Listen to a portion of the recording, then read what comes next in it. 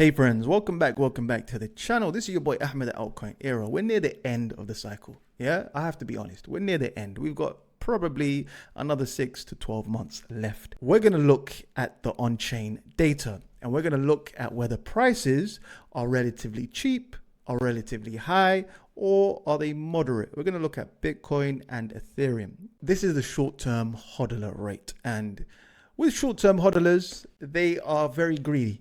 They're very, very short-sighted. Majority of them are traders or just greedy folks that just want to quickly make money and leave. The green line right over here means that majority of short-term holders are in profit. So plus 95% in profit. Whenever it goes to these red lines, it means that 95% of short-term hodlers are at a loss. Whenever short-term holders are making gains and majority of them are in profit, that means you have to be contrarian, take the other side. You have to start selling. Okay, whenever short-term holders are getting crushed, that's the period to buy. The short-term hodler MVRV ratio. And the MVRV ratio is basically market value to realized value, better known as MVRV, is a ratio between the market value of crypto assets and its realized value. This ratio can be used to evaluate the tops and the bottoms of Bitcoin markets, as well as providing valuable information about traders' buying and selling behavior. The same applies here. The purple line is the MVRV to short-term hodler rate. And every time we peak at these areas, it means that short-term hodlers are in massive profits. Every time we see these blue lines, it means short-term hodlers are at a loss. And then we have the short-term hodler MVRV and the SOPR indicators. The SOPR is a key on-chain metric that reveals whether Bitcoin is being sold at profit or loss. The formula is very simple. The SOPR equals the value of Bitcoin when spent divided by the value when acquired. As you can see here, during March 2024, when we had a spike to 60,000 US dollars, almost to 70,000 US dollars, short-term hodlers increased. Whenever the price went down, the short-term hodlers and the SOPR indicator went downwards. This happens every single time. Whenever it goes downwards, that means it's a great opportunity to buy, and Bitcoin is fairly valued, or it's cheap. It's cheap compared to its price. Whenever it goes over here, that means that speculation is rife. It's normally expensive. Where are we now for short-term hodlers? Are they in profit? Are they in loss? As of now, they are break even. If Bitcoin sneezes and heads lower, majority of short-term hodlers are gonna be underwater. And that, ladies and gentlemen, is going to be a good time to buy. When 90 or 95% of short-term hodlers are at a loss, that's a perfect time to buy. Most recently, we got to 106,000 US dollars. That was fairly expensive on the on-chain data. It was 95%, close to 100% of short-term hodlers were in profits. Let's have a look at the daddy of all alts, Ethereum. And it's maturing just like Bitcoin has finally matured. It's matured so much that now we're closely correlated to the S&P 500, to the NASDAQ, to gold, and to the DXY. Whenever it's closer to 1, that means it has a positive correlation. In 2017 and 2018, right over here, we didn't have a positive correlation to the S&P 500, to gold, etc., etc. Those days, it wasn't mature. Majority of participants was retail. Now the buyers have changed, and now the majority of holders are actually institutions, Wall Street. It's matured basically. It's completely matured. And Ethereum is going through that same process. In the next 5 years, Ethereum is going to mature and become the next BTC. It's going to mature, and there's going to be less and less retail folks holding Ethereum. How many people, how many participants hold Ethereum? Put your hand up. How many? Be honest now. Do you? This is the price history of Ethereum, the on-chain analytics. The whales are the pink line, the blue line are the investors, and the orange line are greedy retail. I'm joking.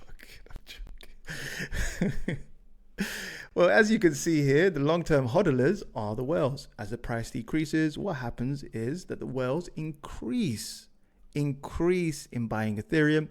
And as you can see here, investors, once the price goes down, investors are not interested and they leave. So does retail. The long-term hodlers are the ones that always win in the end. The whales are accumulating right now. The price of ETH has gone down, yet the 30-day change in whales have increased by 1.29%. Not surprisingly, the large holders have increased. In the last 3 months, the large holders inflow has increased, yet the price of Ethereum has gone down to 2,500. The outflows have actually decreased. Ethereum in the last year alone has had the second largest spike in inflows. Whales are accumulating at these prices. And finally, the most important chart for Ethereum of them all. We have the 1 year hodler rate, we have the cruisers, and then we have the traders. What do you notice? Look very, very closely. The blue line is the hodlers, and they've held for plus 1 year. The cruisers have held between 1 month and 12 months. And then we have the traders that have held for less than a month. Okay. So we have the long-term holders, and whenever Bitcoin goes down, whenever Ethereum's price goes down, the long-term hodlers continue to buy. However, the short-term holders like the cruisers and the traders, they sell when the price goes down. If you look very carefully during the bear market, the long-term hodlers were actually accumulating. The traders and the cruisers were actually declining during that period. It wasn't until we had the meteoric rise that the long-term hodlers actually decreased. The cruisers and the traders actually increased during that time. And again, when Ethereum went through a bear market, the long-term hodlers increased and began to buy the dips. This is a period when the weak hands sell into the strong hands. And this, ladies and gentlemen, continued all the way till now.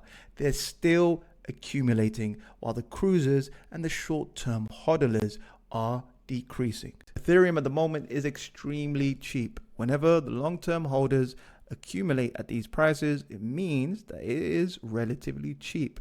Whenever the long-term holders start selling, and when we get speculation and we have traders and cruisers increasing, that means it's a good time to sell. So there we have it. Quick roundup of Ethereum. I know this episode was a bit technical, but the meat and bones of this show, of this episode, was to help you along your way to figure out if an asset is cheap or expensive. This goes with every asset class. It's not just Ethereum. It's not just Bitcoin.